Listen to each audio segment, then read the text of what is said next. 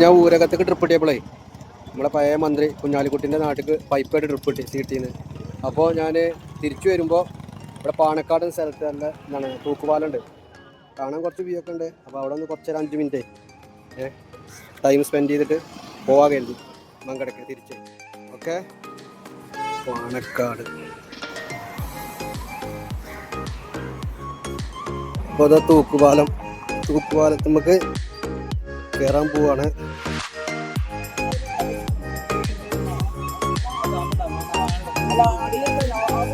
വേങ്ങരക്ക് പോകുമ്പോൾ പാണക്കാട് തൂക്കുപാലം.